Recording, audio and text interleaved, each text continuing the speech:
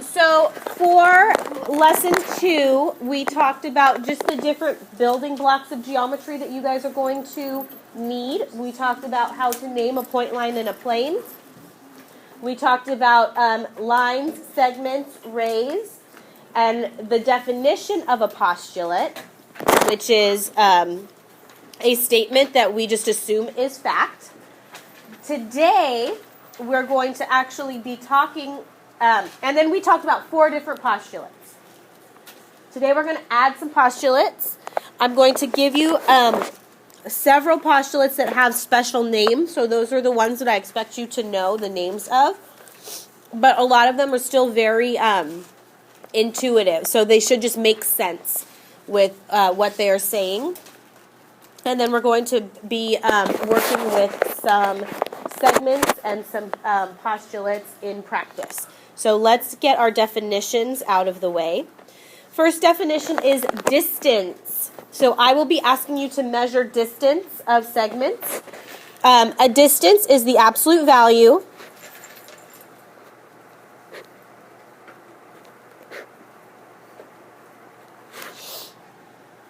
of the difference of the coordinates of 2 points.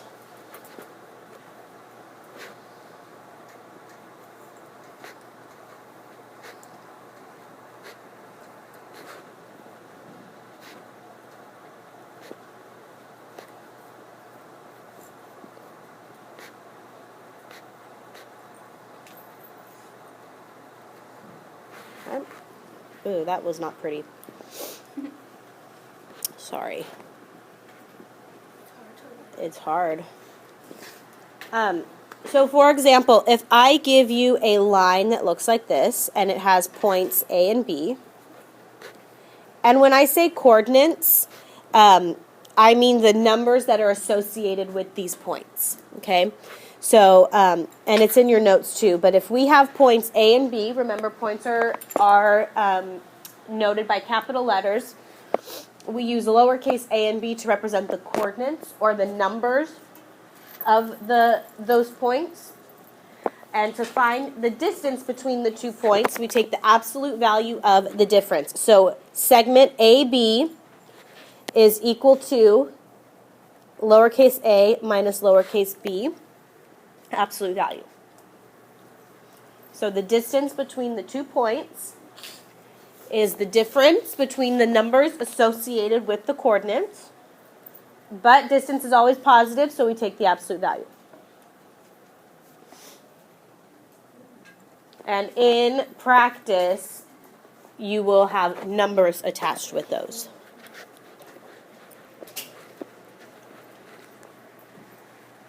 Okay, midpoint. Midpoint is something that's going to keep coming up. And it is exactly what the name says. It is a point. It's the middle of a segment. So it is a point that divides.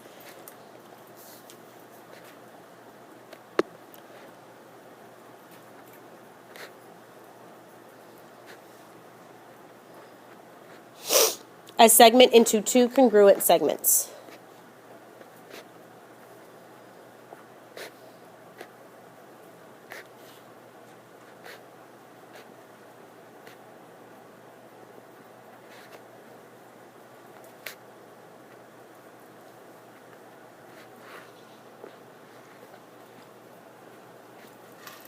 So in my example, I have a segment AC.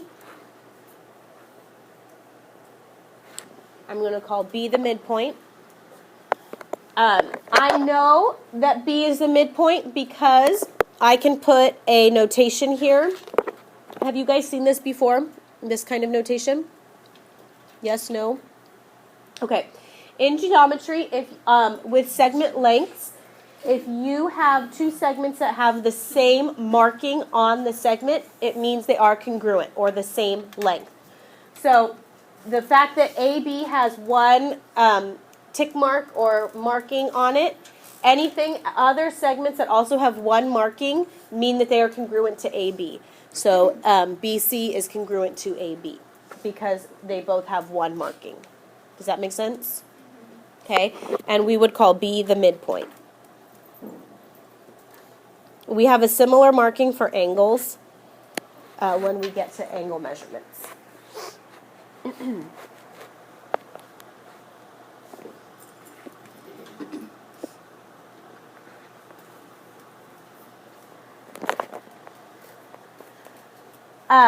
Last one is a segment bisector. A segment bisector is a point, line, ray, or segment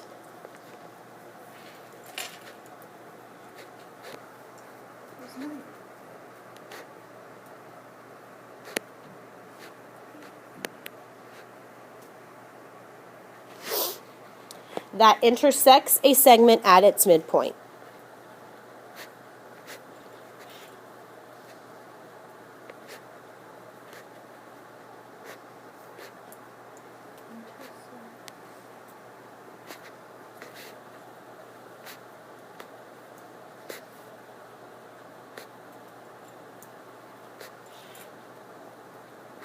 So, for example, in our same segment as above, if we have a C and the midpoint is B, we know B is the midpoint because there's markings that show the two opposite segments are equal. You can never just assume that B is the midpoint because it looks like it's in the middle. There has to be the markings. And then let's say a line runs through point B. Let's call it line L. So we would say that line L is a segment bisector, meaning it cuts, it's a cursive L, meaning that it cuts the segment into two pieces, so it goes through the midpoint. Okay, so for 7.3, we're going to be talking about segments, how to measure them, and manipulating them a little bit using the definitions that I just gave you. So our fifth postulate, and I think we end up having like, I don't know, 12 postulates total.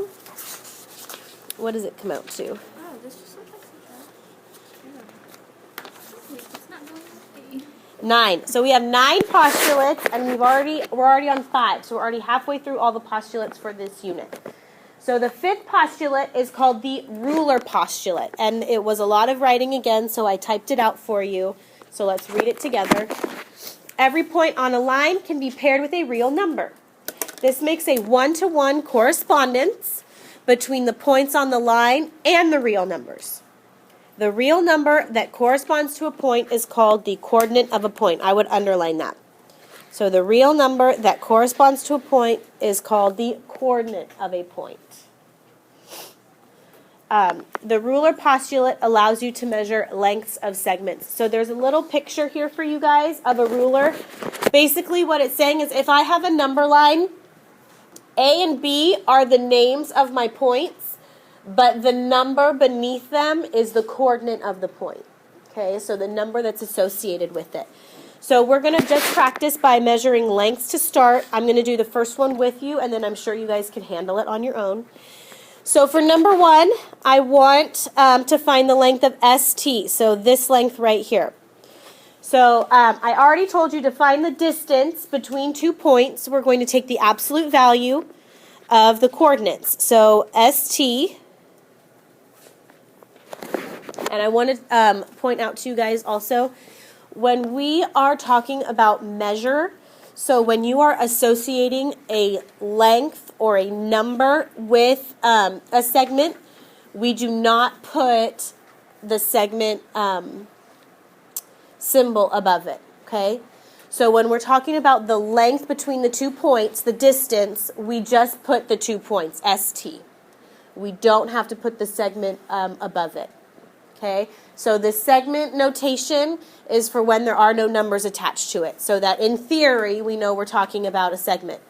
If I'm attaching numbers to it, we take that off because now we're just talking about distance, okay?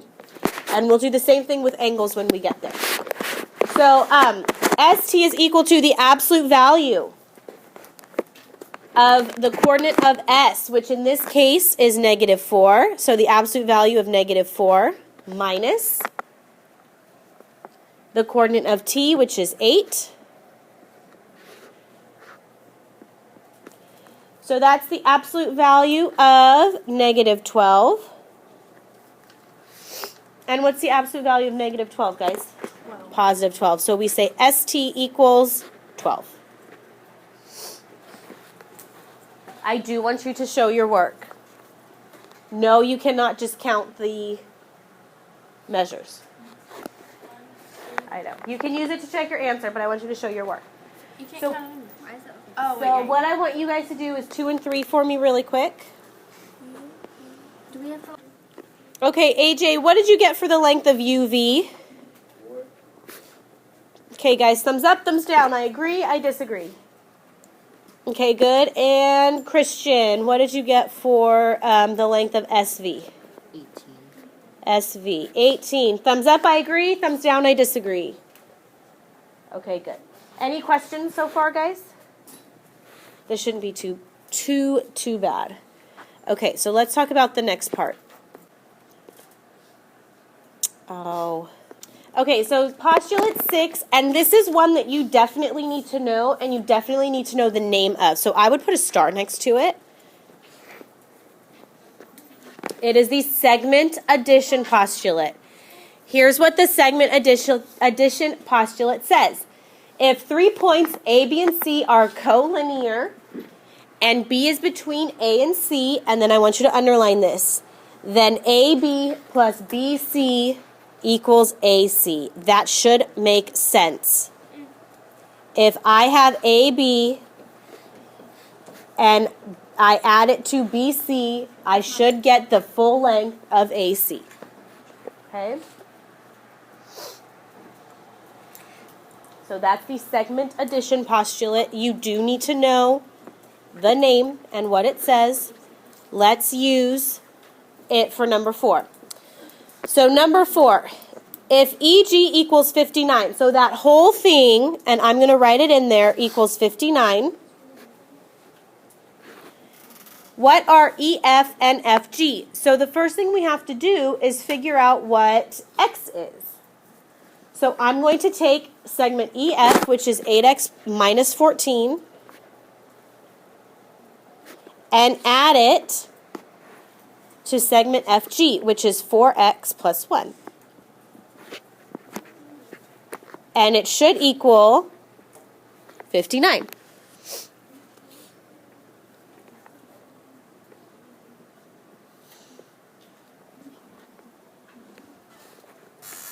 Okay, so we're going to combine like terms. 8x plus 4x gives me 12x. Negative 14 plus 1 gives me negative 13. All of that should equal 59. Now we're in a two-step equation, which is something we did like the first week of school. Add 13 to both sides. So we get 12x equals 72. Divide both sides by 12. And I end up with x equals 6. Okay, I'm done, right? No. Did I answer the question? No, the question was, what are EF and FG? So we have to plug x back in. So let's do EF. Let me draw a line. EF equals 8x minus 14. So 8 times 6 minus 14.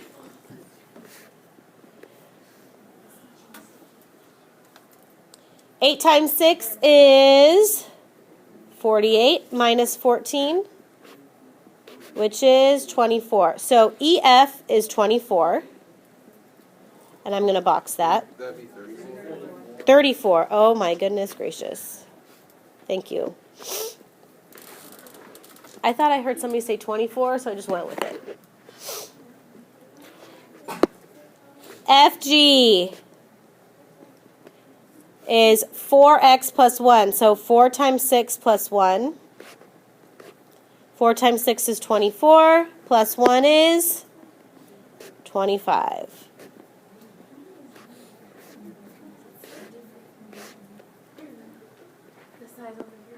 So let's see. How would I set it up? I have JL is equal to 120. What did you do first? Rose, what did you do first? I did 4x plus 6 4x plus 6 plus 7x plus 15 equals 120. Good. Next step. Who can give me the next step? Karina, what's my next step? Combine like terms. So when you combine like terms, what did you get?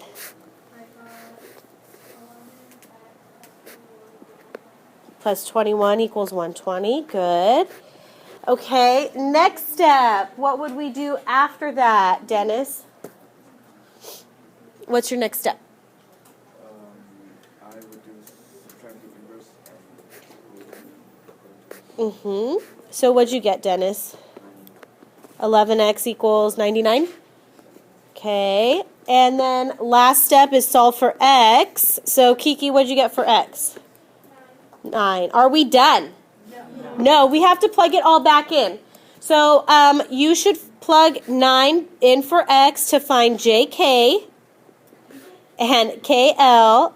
What'd you get for jk, David? I got 42. 42. Do you guys agree or disagree?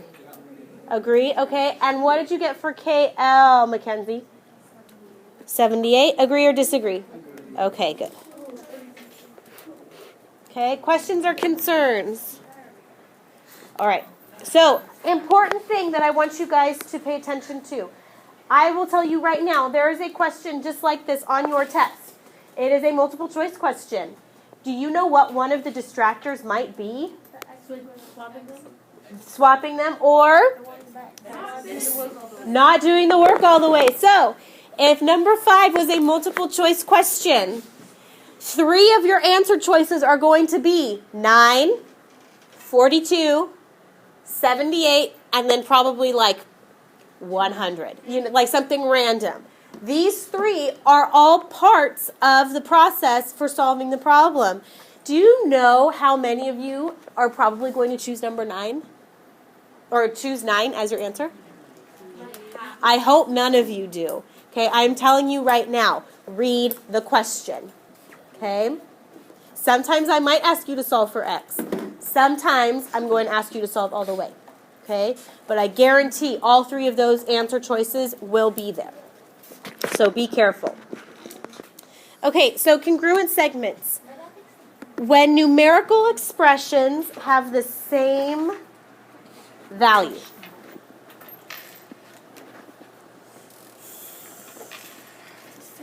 We say they are equal. And then I put the equal sign there for you. Okay? So this is similar to what I was just telling you about how we don't put the segment above when we're dealing with numbers. So when the numerical expressions have the same value, we say they are equal. So previously, if I was working with the angle measures, we're talking about equality. So we use the equal sign. If 2 segments have the same length, so we're talking non-numerical here, then the segments are congruent. And then I put the symbol for congruent there for you also. Okay, you guys should have seen this in the past, right? The equal with the little squiggly above it. Okay, so here are some statements we can say based off of that. If AB is equal to CD, we can also say that segment AB is congruent to segment CD. Okay? And then we can go the opposite way as well. So if segment AB is congruent to segment CD, we know that the value of AB is equal to the value of CD. Okay, so we can go back and forth. So remember, this symbol means that they are congruent. And then here we know they are equal because they're both 1 inch. Okay, so we can go both ways on here. So then let's talk about a bisector. I want to point out to you guys, notice how on A, B, and B, C, they both have 2 marks. So are they still congruent? Yes, okay. So if 1 mark has already been used, then we move on to 2 marks and then 3 marks. As long as they have the same amount, they are congruent. Okay, so you're not using 1 every single time. Okay. And then we already wrote the definition of this, but it's a visual example for you as well. And then we're going to use this and the definition of midpoint to solve the next couple questions. So, I'm giving you a segment, and I tell you that Q is the midpoint of PR, so we can put the little marks there. I want to know what is PQ, RQ, and PR. If I know that Q is the midpoint, what can I do with the two values that are given? If they're congruent, what else did the previous little box tell us? They are also equal. So we can take PQ and set it equal to QR. So 6x minus 7 equals 5x plus 1. Let's solve for x. Subtract 5x. And we get x minus 7 equals 1. Add 7. And I get x equals 8. Am I done? No. Excuse me, wanted us to solve for PQ. So PQ equals 6x, so 6 times 8 minus 7. 6 times 8 is 48. Minus 7 gives me 41. Okay, so PQ is 41. If I were to plug x back into QR, 5x plus 1, what would I get? 41. Why can I say that even though I didn't do it, Rose? Since PQ equals QR, they're the same. PQ and QR are equal, so they are the same.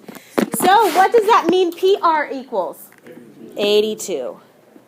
So you only have to do the work for one of them. And then not square it, or Double it. Double it. Yeah, not square it. Okay, so guys, try number 7 for me. Melody, what did you do first on number 7? I said XA equals AY. Okay, and then what values would I plug in, Rebecca? I did 6 plus 3x equals 5x. You're one step ahead of me. Hold on. What would be the next thing? What was your expression? Your equation? So right now we only have XA equals AY. So we have no numbers plugged in. So what do you get? I would plug in the numbers. Okay, so 3x equals... 5x minus 6. Good. And then what was your first step? I would add the like terms. Add the like terms. So did you subtract 3x or did you subtract 5x from both sides? I subtracted 3x. Okay, so she did minus 3x And then I added 6. and then added 6. Okay, so that gives us 8x minus 6, add 6. So we get 6 equals 8x. Is that what you got? Nope, no. It should not be what you got. What did you actually get? I got x equals 2x, yeah. I made a mistake. Divide by 2. So she got x equals 3. Is there a different way you could have done this? Yes. Who did something different? Kiki, what did you do? I subtracted 5x from both sides. Okay, so she subtracted 5x and got negative 2x equals negative 6. And then do you still get x equals 3? Yes, okay. Either way, does not matter, okay? When you plug 3 back in, let's do XA. Isabella, what did you do? I plugged in 3 to Okay, and got 9. So XA equals 9. So Malika, what did you get for AY? 9. And Megan, what did you get for XY? 18. Thumbs up if you agree. Good. Okay. That's it.